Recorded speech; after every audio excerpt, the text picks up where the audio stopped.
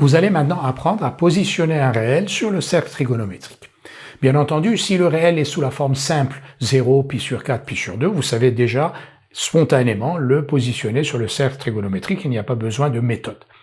On parle ici de réels qui sont sous une forme un peu plus complexe. Par exemple, y égale 87 pi sur 4 et on a du mal à imaginer où se situe y sur le cercle trigonométrique. Pour cela, on va trouver un réel x qui a le même point image que y sur le cercle trigonométrique, mais dont on peut imaginer plus facilement où il se situe sur le cercle trigonométrique parce que il est par exemple compris dans l'intervalle 0 de pi ou dans l'intervalle moins pi. Donc nous allons apprendre à déterminer, quand on nous donne un réel sous une forme un peu compliquée, à déterminer un réel x qui a le même point image que ce réel y et qui appartient, dans un premier cas ici, à l'intervalle 0 de pi. Donc on peut imaginer et visualiser où il se situe sur le cercle trigonométrique ou à l'intervalle moins pi. Et pour cela, il y a deux méthodes. Il y a une méthode systématique qui marche à coup sûr, donc que l'on va exposer, et une deuxième méthode qui est une méthode pratique que vous pourrez utiliser une fois que vous aurez un peu d'entraînement et qui permet d'aller plus vite. Nous allons donc d'abord utiliser l'approche systématique pour déterminer un réel x qui a le même point image que y égale 87 pi sur 4 sur le cercle trigonométrique. Si x a le même point image que y sur c, sur le cercle trigonométrique, c'est qu'il existe un entier k tel que x égale y plus 2kπ. Donc x égale 87 pi sur 4 plus 2kπ avec k appartenant à z.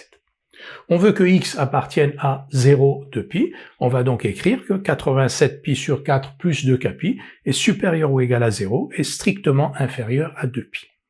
Ce qui s'écrit 2kπ strictement inférieur à 2pi moins 87 pi sur 4 est supérieur ou égal à moins 87 pi sur 4. On divise par 2pi, l'entier k est donc compris entre 1 moins 87 huitième et moins 87 huitième avec ici 1 supérieur ou égal.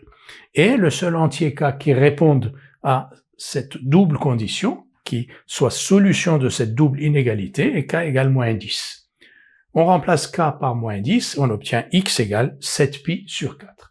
Donc le réel 7pi sur 4 a le même point image que le réel 87pi sur 4 et il appartient à l'intervalle 0 de pi. Sur le cercle trigonométrique, 7pi sur 4, donc ici, pi sur 4, pi sur 2, 3pi sur 4, 4pi sur 4, 5pi sur 4, 6pi sur 4, 7pi sur 4, qui est aussi la même chose que moins pi sur 4. Et donc, le point image de x est ici, il est le même que le point image de y, c'est-à-dire 87pi sur 4.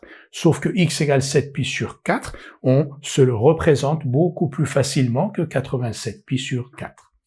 Nous allons maintenant déterminer un réel x ayant le même point image que y sur le cercle trigonométrique, mais cette fois-ci avec un x appartenant à moins pi, toujours en utilisant l'approche systématique. Si x a le même point image que y sur le cercle trigonométrique, c'est qu'il existe un entier k tel que x égale y plus 2kπ, c'est-à-dire x égale 87pi sur 4 plus 2kπ avec k appartenant à z. On cherche un réel qui appartienne à moins pi, un réel x qui appartienne à l'intervalle moins pi. On va donc écrire que 87pi sur 4 plus 2kπ est strictement supérieur à moins pi et inférieur ou égal à pi. Cette double inéquation est équivalente à k inférieur ou égal à moins 83 huitième et strictement supérieur à moins 91 huitième. Et là, on a une seule solution qui est k égale moins 11. Si k égale moins 11, x égale 87pi sur 4 moins 22pi, c'est-à-dire plus 2kπ, k est égal à moins 11, donc moins 22pi. 87pi sur 4 moins 22pi est égal à moins pi sur 4. Donc le réel x égal à moins pi sur 4 a le même point image que y sur le cercle trigonométrique et il appartient bien à l'intervalle moins pi, et surtout, il est plus facilement représentable, en effet, moins pi sur 4, donc moins pi sur 4 ici. Et x et y ont le même point image sur le cercle trigonométrique.